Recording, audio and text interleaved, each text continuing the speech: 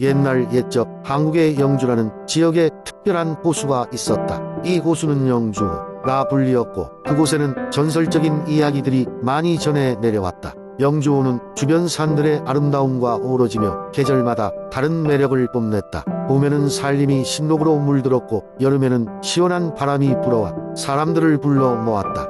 그러나 이 호수에는 특별한 신비가 숨어 있었다. 전해지는 이야기로는 이 호수에는 물의 요정이라고 불리는 존재가 살고 있다는 것이었다. 요정은 사람들에게는 모습을 드러내지 않았지만 호수가 위기에 처할 때면 마법과 같은 힘을 발휘하여 호수를 지켜낸다고 했다. 마을 주민들은 요정의 전설을 믿으며 매년 봄이면 호숫가에 모여 음식을 나누고 요정을 위한 제사를 지냈다. 어느 해 봄 영주 지역에는 유난히도 비가 많이 내렸다. 호수의 수위가 급격히 상승하면서 주변 마을을 위협하기 시작했다. 사람들은 두려움에 떨며 마을 회관에 모여 대책을 논의했다. 하지만 누구도 이 자연의 힘을 막을 방도가 없다는 것을 알고 있었다. 그때 한 젊은이가 나섰다. 그의 이름은 현우였다. 현우는 친가의 집 다락방에서 영주호의 전설적인 요정에 대한 기록을 어릴 적부터 읽어왔다. 그는 스스로 요정을 만나볼 결심을 했다. 어둠이 깔린 밤, 현우는 호수가로 걸어갔다. 무릎을 꿇고 간절하게 기도하기 시작했다. 모래 요정님, 영주호를 지켜주십시오. 우리 마을을 도와주십시오. 그의 목소리는 바람 속에 실려 호수 저편으로 사라졌다. 현우의 진심이 통했을까? 그 순간 호수 위로 은은한 빛이 퍼지더니 한 여인이 물 위에 등장했다. 그녀는 물결처럼 부드러운 손짓을 하며 현우에게 다가왔다. 그녀의 모습은 수채화 같은 고요와 아름다움을 지니고 있었다. 요정은 미소를 지으며 말했다. 현우여, 너의 마음을 느꼈다. 내가 너와 너의 마을을 도와주리라. 그녀의 손짓과 함께 강렬한 바람이 불어오더니 하늘에서 빗물이 사라지고 호수에 수위가 내려가기 시작했다. 마을 사람들은 놀라움과 감사함 속에 환호했고 그들은 요정이 영주호를 지켜주었음을 확신했다. 그날 이후 현우는 호수를 돌보는 사람이 되었다. 마을 사람들도 호수와 요정을 위한 감사의 마음을 되새기며 매년 더욱 성대하게 제사를 지냈다. 영주호는 언제나처럼 그 자리에 머물렀고 영주의 마법 같은 이야기는 계속 이어졌다. 영주호와 물의 요정 이야기는 이렇게 전해진다. 사람들의 믿음과 자연의 경이로움이 하나가 되어 오래도록 지역 주민들의 마음속에 따스한 추억으로 남아 있었다. 두 번째 이야기. 옛날 옛적 전주 지역에는 깊고 신비로운 숲이 있었다. 이 숲의 한가운데에는 오래된 우물이 있었는데 전설에 따르면 이 우물에는 마법의 힘이 깃들어 있다고 했다. 한편 전주 마을의 한 소년인 재욱은 항상 모험을 꿈꾸던 아이였다. 그는 들판을 뛰어다니며 들려오는 전설들을 즐겨 들었고 특히 그 신비로운 마법, 우물에 대한 이야기에 매료되었다. 어느 날 재욱은 숲으로 모험을 떠났다. 그의 부모님은 그를 말리려 했으나 재욱의 결심은 굳건했다. 이번 모험에서 나는 꼭 우물을 찾아 그 비밀을 풀 거야 라고 재욱은 다짐했다. 숲은 무성했고 길은 험난했다. 그러나 재욱의 마음은 용기와 호기심으로 가득 차 있었다. 그가 숲의 깊은 곳으로 들어갈수록 공기의 냄새와 소리는 더욱 신비롭게 변해갔다. 멀리서 바람에 흔들리는 나무들 사이로 드디어 우물이 보이기 시작했다.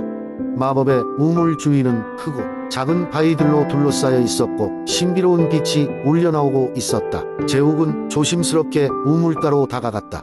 우물 속을 들여다보자 뜻밖에도 물속에서 비범한 빛을 발하는 작은 용이 모습을 드러냈다. 용은 재욱을 보며 말했다. 여기까지 오는 이는 드물다. 어린 인간이야. 너의 용기와 지혜를 시험해 보도록 하마. 그래서 용은 재욱에게 새 가지의 수수께끼를 던졌다. 첫 번째 수수께끼는 하늘에는 있고 땅에는 없는 것은 무엇일까? 재욱은 잠시 생각하더니 대답했다. 글자 히읗입니다. 두 번째 수수께끼는 달리는 말보다 빨리 회전을 멈추지 않는 것은? 재욱은 고개를 끄덕이며 답했다. 시간입니다. 마지막으로 용은 물었다. 불안한 날씨에도 항상 빛나는 것은 무엇일까? 재욱은 하늘을 잠시 응시하더니 답변했다. 희망입니다. 용은 놀라 감탄하며 말했다. 너의 지혜는 빛과 같다. 너에게 큰 상을 줄 터이니 원하는 소원을 내게 말해다오. 재욱은 말했다. 제 소원은 마을의 평화와 번영입니다. 용은 기뻐하며 말했다. 너의 이타적인 마음을 기억할 것이다. 그리고는 제욱이 마을로 돌아가면 무궁한 행운이 그들을 따를 것이라 약속했다. 결국 제욱은 용의 축복을 받고 마을로 돌아왔다. 그 후로 전주 마을은 전보다 더욱 부유해졌고 사람들은 서로를 더 사랑하며 옹기종기 모여 살게 되었다. 전주 숲의 우물과 용의 이야기는 오랫동안 사람들 사이에서 전해 내려오며 사랑과 평화의 중요성을 일깨워 주었다. 세 번째 이야기. 옛날 옛적에 푸른 바다로 둘러싸인 완도라는 아름다운 섬이 있었다. 이곳은 어촌 마을로 유명했으며 그곳 사람들은 바다의 풍요로움 덕에 늘 행복하게 생활했다. 하지만 완도에는 모두가 경외하는 전설이 있었다. 그것은 바로 바다의 여신 해월에 관한 이야기였다. 해월 여신은 오래전부터 완도의 바다를 지켜주는 수호신으로 여겨졌다. 사람들은 바다에서 위험할 때면 여신에게 기도를 올렸다. 어촌 사람들은 매년 봄이 되면 해월 여신에게 감사의 제사를 지냈다. 그들은 신전에서 해월 여신의 동상을 모셔놓고 풍성한 해산물을 바쳤다. 사람들은 이 제사가 감사의 표시일 뿐만 아니라 앞으로의 안전한 항해와 풍어를 기원하는 것이기도 했다. 그런데 어느 날 마을에 검은 구름이 들이우고 큰 폭풍이 몰아쳤다. 바다는 성난 괴물처럼 거세게 출렁거리기 시작했고 많은 배가 큰 위험에 처했다. 마을 사람들은 여느 때와 다름없이 해월 여신에게 간절히 구원을 빌었다. 그들 중 유독 믿음이 깊었던 한 젊은 어부 민수가 있었다. 민수는 마을의 다른 어부들과 달리 바다를 두려워하기보다는 그 신비함에 매료된 사람이었다. 그는 해월 여신의 이야기를 어릴 적부터 즐겨 들었고 직접 바다에서 여신의 존재를 느끼고 싶었다. 그날 폭풍이 휘몰아쳤던 밤 민수는 강한 바람과 높은 파도 속에서 어디선가 민수야 하고 부르는 소리를 들었다. 소리를 향해 고개를 든 그는 바다 한가운데에서 은은하게 빛나는 형체 하나를 보았다. 그것은 바로 해월 여신이었다.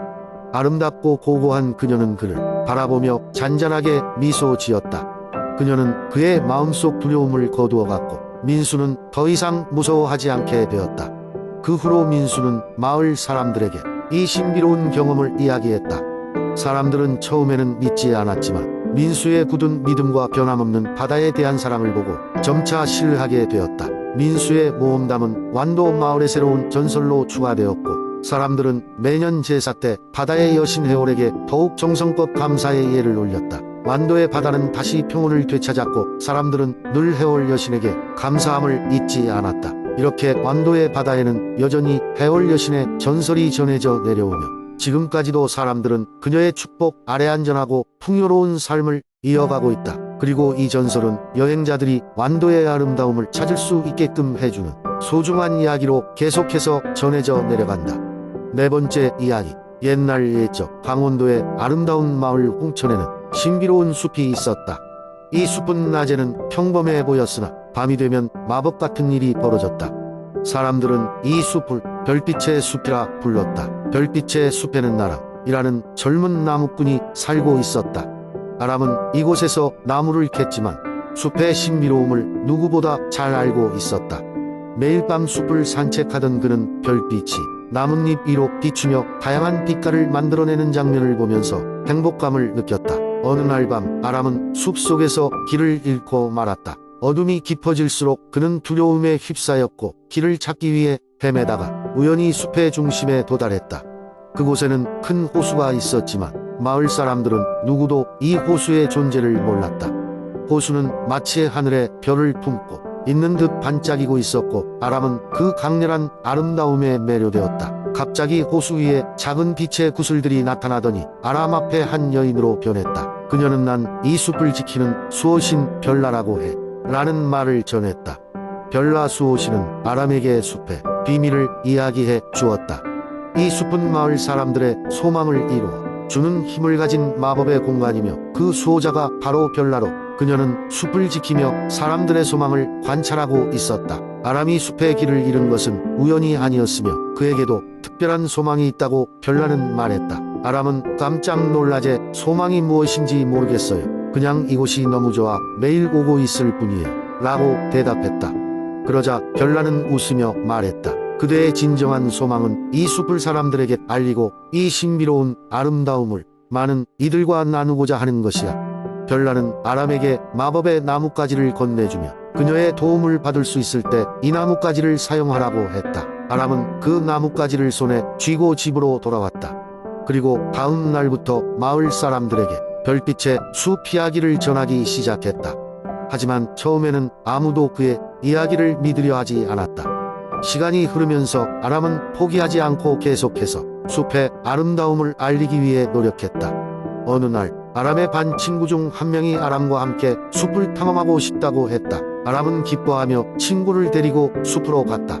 마법의 나뭇가지의 도움으로 그 친구는 별나를 만나게 되었고 그 후로 숲의 신비가 마을 사람들에게 알려지게 되었다.